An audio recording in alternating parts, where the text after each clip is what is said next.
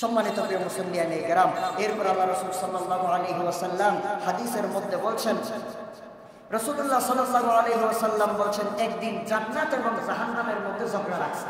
জান্নাত এবং জাহান্নামের মধ্যে কি লাগছে? বলেন না, কি লাগছে? ঝগড়া লাগছে, ঝগড়া। জান্নাত আর জাহান্নাম দুইজনে মিলে ঝগড়া করতেছে। আল্লাহ রাসূল সাল্লাল্লাহু আলাইহি ওয়াসাল্লাম বলছেন, যখন জান্নাত এবং জাহান্নাম দুইজনে মিলে ঝগড়া লাগলো, তখন জাহান্নাম বলতেছে যে আমার কাছে যারা আছে তারা হচ্ছে ধনীরা এবং অহংকারী যারা তারা, জাহান্নাম বলতেছে।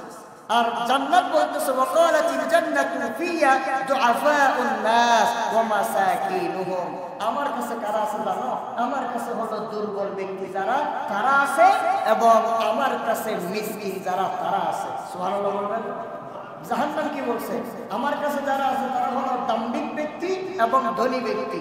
আর জান্নাত বলতেছে আমার কাছে যারা আছে তারা হলো মিসকিন ব্যক্তি এবং দুর্বল ব্যক্তি। তখন আল্লাহ রাসূল সাল্লাল্লাহু আলাইহি সাল্লাম দুইজনের মধ্যে ফয়সালা করে দিচ্ছেন, বিচার করে দিচ্ছেন।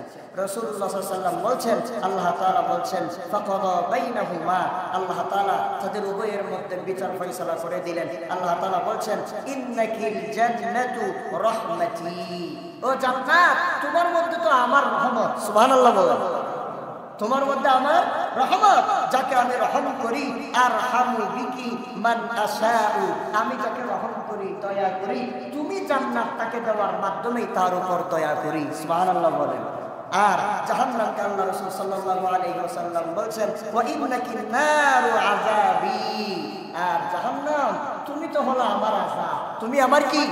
আযাব। আমি আল্লাহ সুবহানাহু ওয়া তাআলা উআযযিবু বিকি মান আশাউ, আমি আল্লাহ তাআলা যাকে ইচ্ছা শাস্তি দেওয়ার তাকে তুমি জাহান্নামকে দেওয়ার মাধ্যমে আমি আল্লাহ তাআলা আযাব দিয়ে থাকি। নাউজুবিল্লাহ বলবেন না? তাহলে আল্লাহ তাআলা জাহান্নামে দিলেন কাদেরকে? যারা ধন সম্পদশালী হয়ে ইসলামের বিরুদ্ধে কাজ করেছে, দুনিয়া তালাশ করার জন্য ধন সম্পদের মোহে পড়ে আল্লাহকে ভুলে গিয়ে, নামাজ রোজা ভুলে গিয়ে দুনিয়ার ফিতনায় পড়ে গিয়েছে, তাদেরকে আল্লাহ জাহান্নামে দিয়েছেন শাস্তি দানের জন্য।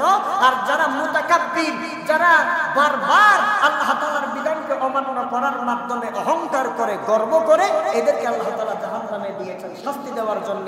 আর গরীব, দাঈফ, দুর্বল, মিসকিনদেরকে আল্লাহ তাআলা দুনিয়াতে অসহায় অবস্থায় থাকার পরেও আল্লাহকে ভুলে যায় নাই, বলেছে ইন্নাল্লাহা মা'আস সাবিরিন। হ্যাঁ, আমাদের সাথে আল্লাহ আছে, আল্লাহ যা খাওয়াই তাই যথেষ্ট। আল্লাহ চাইলে একদিন ধনী বানাবেন, আল্লাহর মন চাচ্ছে না সেজন্য আল্লাহ আমাকে গরীব বানায় রাখছেন, সমস্যা নাই, আল্লাহর যেটা সিদ্ধান্ত সেটা আমি মেনে নিলাম। আল্লাহ তাআলা বলেন গরীব রে, তোর উপর আমি খুশি হয়ে গেলাম, তোমাকে আমি আল্লাহ তাআলা রহম করে দয়া করে জান্নাত দিয়ে দিলাম। সুবহানাল্লাহ। আল্লাহ রাসূল সাল্লাল্লাহু আলাইহি ওয়াসাল্লামের আরেক হাদিস, গরীবদের এত সম্মান, এটা বলে আজকে শেষ।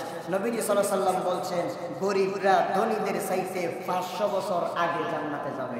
সুবহানাল্লাহ বলবেন না? গরীবরা ধনীদের কয়শো বছর আগে জান্নাতে যাবে? 500 বছর আগে জান্নাতের মধ্যে যাবে। আল্লাহ রাসূল সাল্লাল্লাহু আলাইহি ওয়াসাল্লাম বলছেন ইয়াদখুলুল ফুকারাউল জান্নাহ ক্বাবলা আল আগনিয়া'i বি500 আমিন মিসলি ইয়াউমিন। আল্লাহ রাসূল সাল্লাল্লাহু আলাইহি ওয়াসাল্লাম বলছেন দরিদ্র যারা তারা বড় লোকদের চাইতে, ধনীদের চাইতে জান্নাতের মধ্যে প্রবেশ করবেন আগে। এবং এই আগে কত আগে? আল্লাহ রাসূল সাল্লাল্লাহু আলাইহি ওয়াসাল্লাম বলছেন এটা হলো 500 বছর আগে। সুবহানাল্লাহ। 500 বছর আগে ধনীদের চাইতে গরীবরা জান্নাতের মধ্যে যাবে। আল্লাহ সুবহানাহু ওয়া তাআলা আমাদেরকে গরীবী হালত দান করুন। আল্লাহ তাআলা আমাদের যতটুকু সম্পদ প্রয়োজন বেঁচে থাকার জন্য ততটুকু সম্পদ আমাদেরকে দান করুন।